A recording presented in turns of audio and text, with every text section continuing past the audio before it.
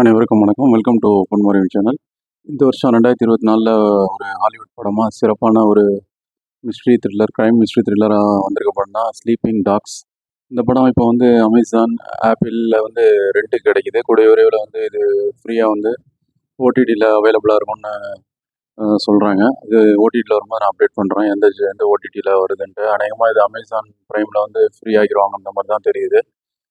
ஏன்னா அந்த ஃப்ரான்ச்சைஸி வந்து அப்படி தான் இப்போதைக்கு அமேசான் ப்ரைமில் தான் ரெண்ட்டுக்கு போய்கிட்டு இருக்கு. ஸோ கண்டிப்பாக அது வரும்போது நான் அப்டேட் பண்ணுறேன். அது இல்லாமல் இந்த படம் வந்து 18+ அதை மைண்டில் வச்சுட்டு பாருங்கள்.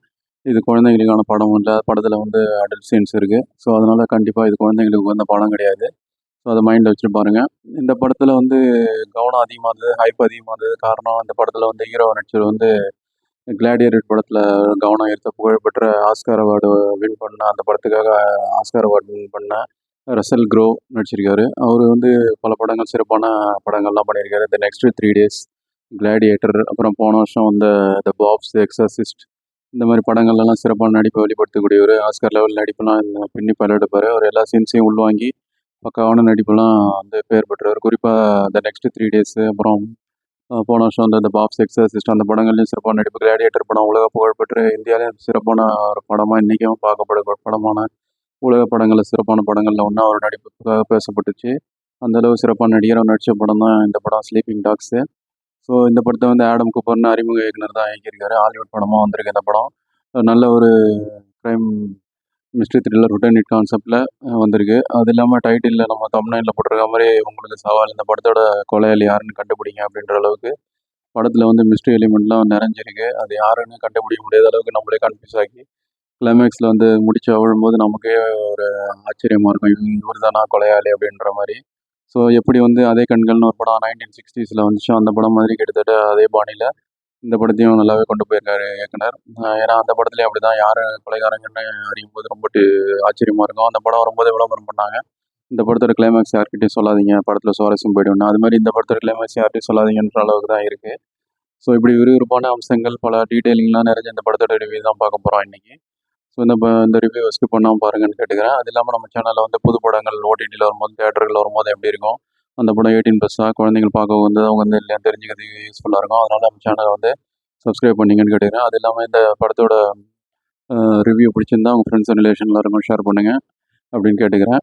வாங்க இனி படத்தோட ப்ளஸ் மைனஸ், ஃபீட்பேக், கன்க்ளூஷன் எல்லாத்தையும் ரிவ்யூவில் பார்க்கலாம். படத்தோட கதை என்னென்னா, படத்தோட ஹீரோ வந்து ரசல் க்ரோ. அவர் வந்து இந்த யூஎஸில் வந்து போலீஸில் வந்து ஃபாரன்சிக்கில் அந்த ஃபாரன்சிக் டிபார்ட்மெண்ட்டில் வேலை செஞ்சிட்ருக்காரு. அப்போ வந்து அவர் எதிர்பாராமல் அவருக்கு ஒரு விபத்தில் அவங்க ஃபேமிலி மெம்பர்ஸை இழந்துடுறாரு. அவர் தனியாகிடுறாரு. அது இல்லாமல் அவர் தலையில் அடிபட்டு அல்சைமர் நோய் வந்துடுது.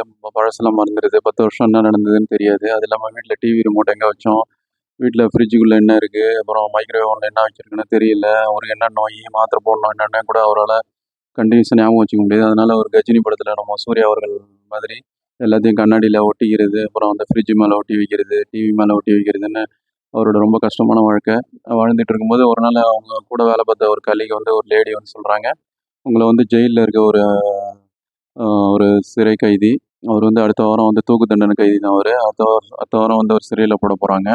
10 வருஷம் ஜெயிலில் கழிச்சிட்டாரு.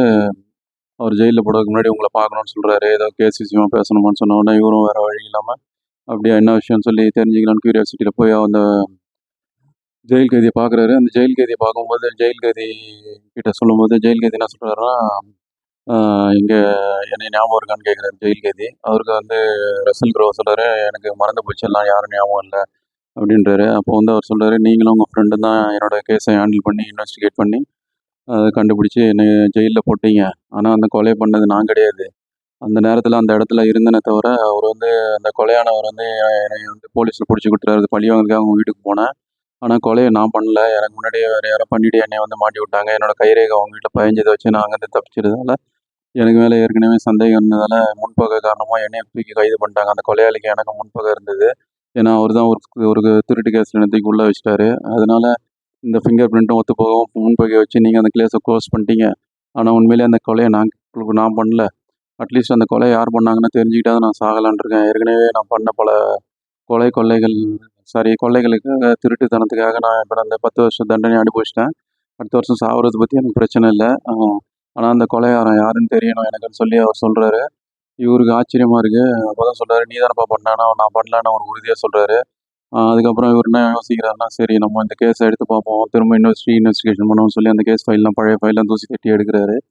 தூசி தட்டி எடுத்து அந்த கேஸில் சம்மந்தப்பட்ட ஒருத்தராக சந்திக்கிறாரு. அதை சந்திக்கும் போது இவருக்கு எதிர்பாராத தடைகள், பிரச்சனைகள்லாம் வருது.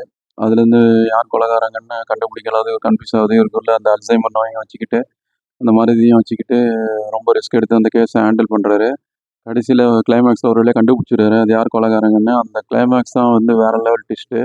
அது இது வரைக்கும் நம்மளால் யூகிக்க முடியாத ட்விஸ்ட்டு சொன்னால் ரிவீல் ஆகிடும். அப்படி அந்த எதிர்பாராத ட்விஸ்ட்டோட முடிகிறது தான் பேலன்ஸான ஒரு மிச்ச கதை. ஸோ அதுக்கப்புறம் அந்த எதிர்பாராத ட்விஸ்ட்டு பார்த்தீங்கன்னாலே உங்களுக்கு ஒரு ஆச்சரியம் கலந்த ஒரு ஒரு வித்தியாசமான அனுபவமாக இருக்கும்.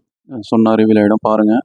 இப்படி ஒரு தரமான ஒரு படத்தை கொடுத்ததுக்காக இந்த படம் வந்து ஏற்கனவே ஒரு நாவலை தழுவி எடுக்கப்படுது. த புக் ஆஃப் மிரர்ஸ்னு சொல்லி ஒரு நாவல் தழுவி தான் சிறப்பாக எடுத்திருக்காரு இயக்குனர் ஆடம் கூப்பர். அவர் அறிமுகமே தெரியாத அளவுக்கு சிறப்பாக பண்ணியிருக்காரு. படம் வந்து 1 மணி நேரம் 50 நிமிஷம் கிட்டத்தட்ட ஓடுது. ஓரளவுக்கு நல்லாவே ஸ்பீடாகவே போகுது. நடுவில் ஒரு 2 நிமிஷம் தவிர மிச்சம்லாம் சிறப்பாக இருக்குது.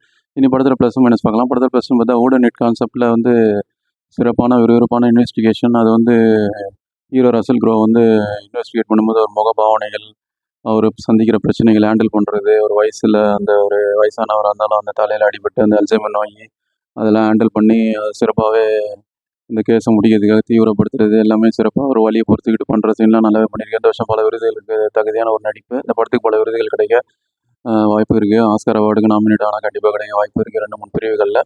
அந்தளவு சிறப்பான ஒரு நடிப்பை கொடுத்துருக்காரு ரசல் க்ரோ. அது இல்லாமல் விறுவிறுப்பான investigation and engaging twist and turns நிறைஞ்ச ஸ்க்ரீன் ப்ளே படத்தை நல்லாவே ரசித்து பார்க்க வைக்கிது.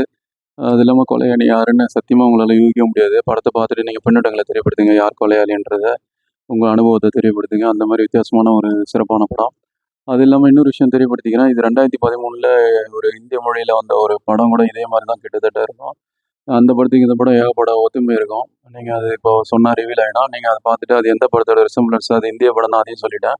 எந்த மொழின்னு சொல்லலை, இந்திய மொழியில் வந்த படம் தான் அது. ஸோ அது உங்கள் யோகத்துக்கு விட்டுறேன். பார்த்துட்டு பின்னூட்டங்களை தெரியப்படுத்துங்க. அது இல்லாமல் படத்தில் வந்து அந்த ஒரு சில அடல்ட் சீன்ஸ்க்காக இந்த படம் 18+ தான் பார்க்கலாம். திரும்ப திரும்ப சொல்கிறேன். ஏன்னா இல்லைனா குழந்தைங்களோட பார்த்து ரசிக்கக்கூடிய படமாக இருந்திருக்கும். அந்த சீன் இல்லைனா அது படத்துக்கு தேவையே இல்லாத சீன் தான். இருந்தாலும் இப்போதைக்கு இது குழந்தைங்களோட பார்க்க வாய்ப்பே இல்லை. அது மைண்டில் வச்சுட்டு பாருங்கள். அது இல்லாமல் ஏற்கனவே சொன்ன மாதிரி ரசல் க்ரோ வந்து ஆஸ்கார் வின்னர், கிளாடியேட்டர் படத்தில் கவனம் ஈர்த்தவர், உலக அளவில் புகழ் பெற்றவர், பின்னி படம் எடுக்கிறாரு. கஜினி சூர்யா மாதிரி அந்த அல்சைமர் வந்து வீட்டில் இருக்க பொருள் வச்ச இடம் தெரியாமல் பொருளை மாற்றி மாற்றி வைக்கிறது, டிவி ரிமோட் எடுத்துன்னு போயிட்டு அந்த மைக்ரோவேவனில் வச்சு அது உருகுனதெல்லாம் பார்த்து டென்ஷன் ஆகுறது, ஏகப்பட்ட மண்டையில் அடிபட்டு வலிகளை துடிக்கிறதுன்னு சிறப்பாகவே நடிப்பை வெளிப்படுத்தியிருக்காரு. கண்டிப்பாக விருதுக்குரிய பெர்ஃபார்மன்ஸ் தான். அது இல்லாமல் அவர் எப்படி இந்த நோயை வச்சுட்டு இன்வெஸ்டிகேட் பண்ணுறான்றதை சிறப்பாகவே காட்சிப்படுத்தியிருப்பாங்க. படம் பாருங்க உங்களுக்கே தெரியும். அவர் ஃப்ரெண்டு அவர் அந்த ட்ராமி ஃப்ளாங்மேனும், அவர் ஹீரோயின் அவர் கேரின் கில்லியானும் இன்னும் சிறப்பாகவே பண்ணியிருக்காங்க. மற்ற சின்ன சின்ன கேரக்டர் பண்ணியிருக்கவங்களும் சிறப்பாக பண்ணியிருக்காங்க. பென் நாட் வந்து ஒளிப்பதிவு வேறு லெவலில் இருக்குது. லாங் ஷாட்ஸு, நைட்டு எஃபெக்ட், டே எஃபெக்ட்லாம் சிறப்பாக பண்ணியிருக்காரு. டெக்னிக்கலி சவுண்டாக இருக்குது. ஹாலிவுட் தரத்தில் இருக்குது. டேவிட் ஹெர்ச்ஃபீல்டர் தான் மியூசிக் பண்ணியிருக்காரு. படத்துக்கு தேவையான அந்த ஒரு டோனை வந்து கண்டினியூ பண்ணியிருக்காரு. மிஸ்ட்ரி த்ரில்லர் டோனை சிறப்பாக பண்ணியிருக்காரு. மைனஸே இல்லையா ஆஹோன்னு பார்த்தா மைனஸ் இருக்குது. அது என்னென்னா உடனடிட் கான்செப்டை கொண்டு வரதுக்காக படத்தில் வந்து தேவையில்லாத பல கேரக்டர் திணிச்ச மாதிரி இருக்குது. ஏன்னா படத்தில் மக்களை டைவெர்ட் பண்ணி கொண்டு போகிறதுக்கு இன்ட்ரெஸ்டிங்காக இருக்குது. ஆனால் ஒரு 1/2 மணி நேரம் அதிலே போயிடுது. தேவையில்லாத பல கேரக்டர்களை நுழைச்ச மாதிரி இருக்குது. அதுக்கு குறைச்சிருந்தா ஒரு 20 நிமிஷம் ட்ரிம் பண்ணி 1.5 மணி நேரத்தில் படத்தை முடிச்சிருக்கலாம். மற்றபடி இது 18+ கண்டிப்பாக பார்க்கக்கூடிய விறுவிறுப்பான மிஸ்ட்ரி த்ரில்லர். இந்த crime thriller, mystery thriller, investigation thriller, இந்த மலையாளத்தில் வந்த சிபிஐ டைரி குறிப்பு மாதிரியான படங்கள், அப்புறம் அஞ்சாம் பத்ரா, ஃபாரன்சிக்கு, இந்த மாதிரி படங்கள், இன்வெஸ்டிகேஷன் படங்கள்லாம் விரும்பி பார்க்குறவங்களுக்கு நல்ல ஒரு ட்ரீட்டாக இருக்கும், விஷுவல் ட்ரீட்டாக இருக்கும் இந்த படம். ஜென்ரல் ஆடியன்ஸை பொறுத்த வரைக்கும் 18+ இருக்கவங்க கண்டிப்பாக பார்க்கலாம் இந்த படம். அப்படியான ஒரு சிறப்பான ஒரு படம், எங்கேயுமே போர் அடிக்காது, ஏமாத்தாது. இந்த படம் கூடிய விரைவில் வந்து பிரைம் ஓடிடியில் ஃப்ரீயாகவே அவைலபிளாக வாய்ப்பு இருக்குது. இப்போதைக்கு ஆன் ட்ரெண்டில் தான் இருக்குது. ஆப்பிள் டிவிலையும் அவைலபிளாக இருக்குது. ஸோ இந்த படத்தை பார்த்துட்டு உங்கள் கருத்துக்களை, பின்னூட்டங்களை தெரியப்படுத்துங்க. ஸோ இந்த படம் வந்தால் டோன்ட் மிஸ் இட் நான் கேட்டுக்கிறேன். கண்டிப்பாக மஸ்ட் வாட்ச். 18+. அதையும் திரும்ப மைண்டு அழுத்தி சொல்கிறேன். இது 18+ பார்க்கக்கூடிய படம், குழந்தைகளுக்கான உகந்த கதை கிடையாது. ஸோ மற்றபடி படத்தில் வந்து ரொம்பவும் ரத்தம் தெரிகிற காட்சிகள்லாம் கிடையாது. ஸோ 18+ல இருக்கவங்க தாராளமாக ஜென்ரல் ஆடியன்ஸும் பார்க்கலாம். இதான் அந்த படத்தோட ரிவ்யூ.